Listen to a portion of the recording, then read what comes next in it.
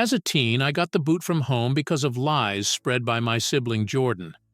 Now, years later, after seeing my success, my folks who ditched me are back asking for money.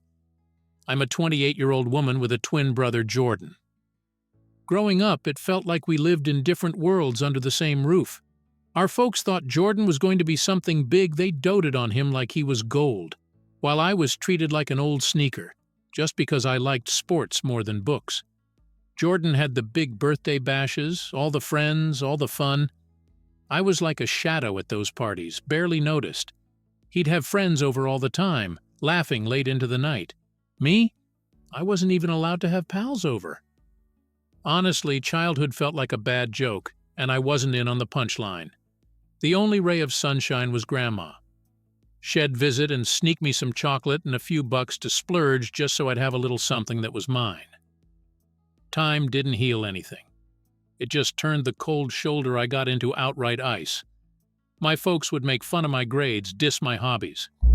No matter how hard I tried, I couldn't be the perfect kid they wanted. Even though I was good at sports, they cut me off from playing. Focus on your studies, like Jordan, they'd say. It was beyond frustrating. Years passed, but the favoritism towards my brother Jordan only grew colder, while I felt like I was constantly skating on thin ice. It wasn't just the birthday bashes or the sleepovers. I was the odd one out in every aspect. Jordan could do no wrong, and I could do no right. The comparison stung, bruising my confidence with every blow. As we grew older, the dynamic between us only worsened. Jordan didn't just bask in the glow of our parents' favor. He used it as a weapon against me. He'd lie, effortlessly shifting blame onto me for things I never did. If something went missing, it was automatically my fault. He'd mock me in front of my friends, his jealousy turning toxic as I found solace in companionship while he struggled to fit in. Jealousy boiled over during our 14th birthday bash. While my friends showed up for me, Jordan was left high and dry. Why his buddies bailed on him, I'll never know. But instead of moving on, Jordan went nuclear. He spread rumors about me like wildfire, painting me as a spoiled troublemaker who abused him. It was a low blow, even for him. The rumors that Jordan spun around were wild. He'd even go so far as to harm himself bruises, a black eye, and then strut into school as if I was the villain behind his injuries. Just roughhousing with friends, he'd claim when our folks asked about the marks. But at school it was a different story. He'd say it was all me. This deception wasn't just childish pranks. It was calculated and cruel. People started buying into his tales. Whispers followed me down school hallways. Friends started backing away.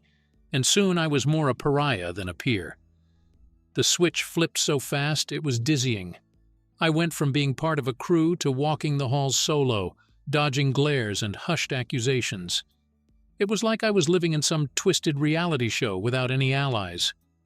One brave day, I confronted my once closest friend, asking why she'd turned cold. The floodgates opened. Jordan's lies, detailed and damning, spilled out. I stood there, reeling from the sheer betrayal. It wasn't just the lies. It was that they came from Jordan, someone I should have been able to trust by default. Facing the betrayal was a gut punch, but confronting Jordan was even harder. I caught him after class one day, my nerves on edge. "Why are you lying about me?" I demanded, hoping he'd drop the act. But Jordan just smirked, a chilling response. "You deserve it," he tossed off, leaving me speechless and shaken. I was at a loss. His cruelty was spiraling, and it scared me. Desperate for some semblance of justice, I thought about telling our parents, but fear clamped down hard. They'd always taken Jordan's side. Why would now be any different? Instead, I was met with cold isolation, my social life crumbling as Jordan's lies cemented. Teachers began whispering too, and it wasn't long before the school's principal hauled Jordan and me into his office. There, Jordan played his part perfectly, painting me as the aggressor. The principal's eyes narrowed as he listened, and I felt my chances of clearing my name slip away with each word Jordan spoke. The principal's decision was swift and harsh. 10 days suspension for bullying, he declared, staring me down as if I was the problem child he'd been warned about. Jordan's act had been too convincing. Pleading my innocence felt like yelling into a storm no one was listening. Tears burned my eyes as I tried to argue, but the principal's mind was made up. "We have to set an example," he stated, his voice final. Crushed, I walked out of the school with my parents, their silence heavier than any lecture. The car ride home was a quiet nightmare. Dad's fury simmered the whole way, and by the time we pulled into the driveway, he was boiling over. Without a word, he began throwing my things into suitcases. Mom just watched, her eyes cold. "What are you doing?" I cried, my voice breaking. "Jordan is lying. Why won't you believe me?" But Dad just shook his head. "You are not safe to be around," he snapped, his decision echoing in the packed bags at my feet. I clung to Dad's legs, tears streaming down my face as he ignored my pleas. Mom's silence was deafening as she watched him pack. It felt like the ground was slipping away beneath me, leaving me stranded in a nightmare of my own family's making. "Please don't do this," I begged, but my words fell on deaf ears. With a finality that left me reeling, Dad threw my suitcase into the foyer. I stood there, surrounded by the remnants of my shattered life, kicked out of my own home. Grandmother arrived just in time, gathering my things with a quiet determination that contrasted sharply with my parents' cruelty. She helped me into the car, her presence a beacon of comfort in the storm of my despair. As we drove away, I couldn't shake the feeling of betrayal that hung heavy in the air. The only solace I had was in knowing that grandmother believed me, standing up to my parents with a strength I wished I possessed. It was a bitter pill to swallow, leaving behind the only home I'd ever known. But with grandmother by my side, I knew I could weather whatever storm lay ahead. After being forced out of my home, I moved in with my grandmother Ellen. The first few days were a haze of heartache and disbelief. Each morning I awoke to the harsh reality that my own family had turned against me because of Jordan's lies. Ellen, noticing my despair, would often sit by me at the kitchen table, her hands enveloping mine. "We'll get through this together," she'd reassure me, her voice a soothing balm to my turmoil. Ellen encouraged me to channel my frustrations into something productive. "Why not start journaling?" she suggested one afternoon, handing me a notebook and a pen. Her idea resonated with me. Pouring my thoughts onto paper felt liberating, a way to voice my pain without fear of judgment. It became my daily ritual, each page a testament to my resolve to move forward.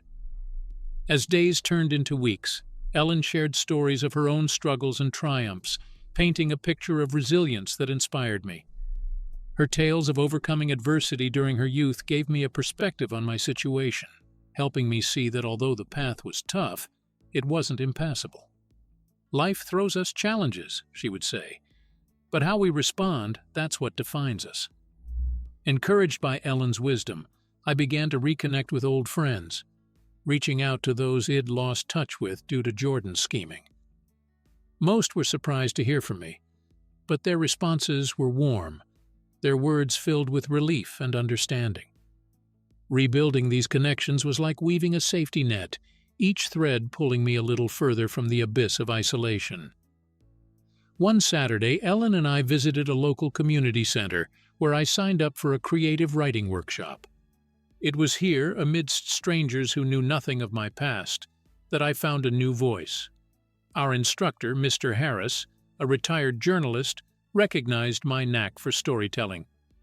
"You've got a gift," he remarked one evening after class, his eyes twinkling with encouragement. "Don't let it go to waste." Buoyed by his words, I threw myself into writing. Stories, poems, reflections, I explored every genre, each piece a building block in reconstructing my identity. My confidence grew, not just in my ability to write, but in my ability to redefine who I was beyond the labels Jordan had imposed on me. Ellen watched my transformation with pride, her support unwavering. "You're doing great, dear," she'd often say, her smile wide and genuine. Together we attended poetry readings and book launches, immersing ourselves in the local literary scene. These outings became our special adventures, opportunities for me to showcase my work and for Ellen to revel in my accomplishments. As my reputation as a writer began to take shape, I started receiving invitations to contribute to newsletters and local magazines. Each publication added to my portfolio, slowly paving the way for a career I had never dared to dream of. Ellen was my staunchest advocate, pushing me to seize every opportunity that came my way. Despite the progress I was making, the shadow of my past lingered. There were days when doubt crept in, whispering that I was still the person Jordan had portrayed. On those days, Ellen's presence was a reminder of the unconditional love and belief she had in me. "You're more than their words, more than their actions," she'd remind me, her words cutting through the fog of my insecurities. College life offered a fresh slate, a realm where the shadows of my past couldn't reach. I embraced the campus as my new sanctuary, where no one knew of the false accusations that once haunted me. The first few weeks were a mix of anticipation and nerves. I found comfort in the routine of classes and the bustling campus life, each day bringing new faces and opportunities. I enrolled in a variety of courses, but it was the creative writing class that truly captured my spirit. Professor Carter, with her sharp wit and insightful critiques, challenged us to push the boundaries of our imagination. Under her guidance, I experimented with different styles and themes, each assignment a step towards mastering the craft. The independence of college life also meant managing my own time and decisions. I juggled studies with a part-time job at the campus library, a quiet haven filled with the musky scent of old books and the soft murmur of pages turning. The job not only helped financially, but also allowed me to indulge in my love for literature, discovering authors and stories that widened my horizons. My dorm room became my personal workshop, walls plastered with outlines and notes, my desk a perpetual mess of papers and pens. Nights were spent refining drafts and exploring the depths of my thoughts, the quiet hours allowing me to weave my turbulent past into narratives of resilience and hope. As my skills sharpened, so did my resolve to carve out a life far removed from the one dictated by my family's expectations and Jordan's deceit. I shared my pieces during class readings, receiving nods of approval and thoughtful feedback that fueled my desire to improve. My classmates became a new kind of family, their support a stark contrast to the isolation I once felt. Halfway through the semester, I submitted a piece to the university's annual writing contest, a decision that felt both terrifying and exhilarating. When my story won first place, it wasn't just a personal victory, it was a public affirmation of my capabilities. The award ceremony was a blur of applause and congratulations, a moment of triumph that I wished Ellen could have witnessed. Buoyed by this success, I started freelancing, writing articles for websites and blogs. Each published piece bolstered my confidence and slowly built my reputation beyond the university walls. The digital world was vast, and my words found a home among diverse audiences, each article a brick in the foundation of my burgeoning career. Yet it wasn't all smooth sailing. The pressure of deadlines, the constant need for creativity, and the echoes of my past sometimes converged into overwhelming waves of doubt. But I learned to navigate these with the help of my mentor, Professor Carter, and the enduring wisdom of Ellen, who reminded me during our weekly calls to stay true to my voice and vision. As graduation approached, the reality of the real world loomed large. I was determined to make my mark, to turn the tide of my narrative from victim to victor.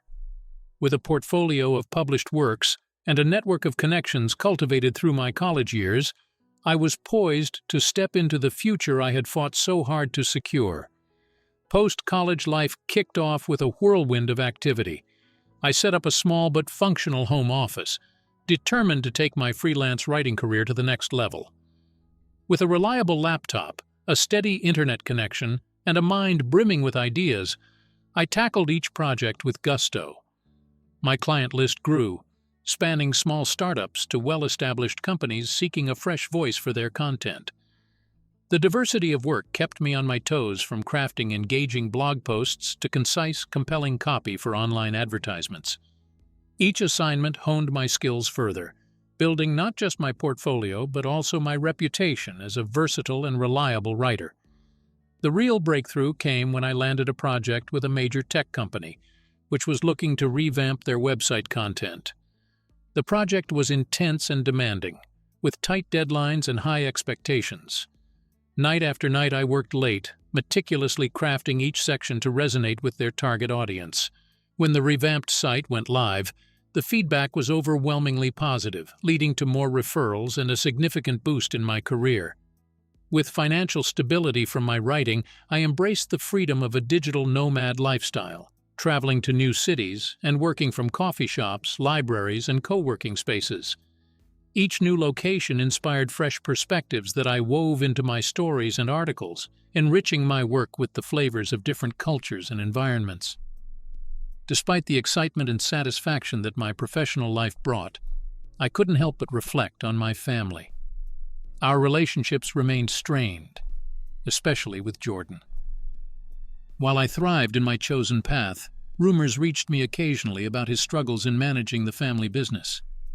Part of me felt vindicated, yet there was also a pang of sadness for the brother I once knew. One sunny afternoon, as I sat editing a piece in a park, my phone buzzed with a call from my mother. Hesitant, I answered, my heart thudding in my chest. Her voice was softer than I remembered. "I saw your latest article," she said, a note of pride in her voice. "You're doing really well." The conversation awkwardly navigated the waters of casual updates and cautious inquiries about my life. It was clear she was reaching out, perhaps tentatively bridging the gap between us. However, when the talk inevitably turned to their financial difficulties, the familiar sting of ulterior motives surfaced. "We've been thinking," she started delicately, "maybe you could help us out a bit." The request hung in the air, heavy with implications. Memories of past grievances surged, tempering the momentary warmth of our chat. I took a deep breath, choosing my words carefully. "Mom, I'm glad you're proud, but I need to think about this. I'll call you back," I said, ending the call before emotions could color my judgment further. Sitting back on the park bench, I watched families and friends laughing and playing around me. A part of me yearned for that uncomplicated connection, yet I knew the road to reconciliation, if it was possible, would be long and fraught with challenges. But for now, I had my writing, my independence, and a future that was entirely my own making. Life continued to unfold with its myriad of ups and downs. After the call with my mother, I spent a lot of time reflecting on what family meant and what I owed to myself. It was during one of my late-night writing sessions that I made a decision I would confront the past head-on, but on my terms. A few weeks later, I arranged to meet with my parents in Jordan. We met at a neutral location, a quiet café, away from the hustle of the city. The air was tense as we sat down. Jordan looked different, more worn and less confident than the brother who once made my life unbearable. "We need to talk," I began, my voice steady. "If we're going to move forward, there needs to be honesty and acknowledgement of the past." I laid out everything: how Jordan's lies had hurt me, how my parents' favoritism had shaped our lives, and how it all pushed me to the brink. To my surprise, Jordan spoke up, his voice barely above a whisper. "I'm sorry," he said, his eyes not meeting mine. "I was jealous and I took it too far. I see that now." My parents, too, seemed reflective, perhaps finally understanding the full impact of their actions. The conversation was long and emotional, with many pauses filled with heavy sighs and silent tears. We didn't solve everything that day, but it was a start. A door opened, a possibility for healing and maybe, one day, forgiveness. In the months that followed, I continued to travel and write, using my experiences as fuel for my stories. My blog gained traction, becoming a space where I not only shared my travel diaries, but also opened up about personal growth and overcoming adversity. My readers resonated with my honesty, and their support felt like a community I'd never expected to build. As my career flourished, so did my sense of self. I was no longer defined by my past or the expectations of others. I was my own person, free to choose, free to forgive, free to live. One crisp autumn evening, as I sat on the porch of a rented cabin overlooking a serene lake, I finally started my book, a memoir. The words flowed freely, each sentence a reflection of my journey from the shadows of doubt to the light of self-assurance. And when the book was published, it wasn't just my name on the cover, but also a dedication. To Ellen, who believed in me when I couldn't believe in myself. Her unwavering support had been my beacon, guiding me through the darkest times. As I toured with my book, sharing my story with audiences around the world, I felt a profound sense of accomplishment and peace. My past, once a source of pain, was now my strength, a testament to the resilience of the human spirit. And there, in the midst of applause and accolades, I realized that while the journey was mine, the story belonged to everyone who had ever felt lost and found their way back, a message of hope, a celebration of survival.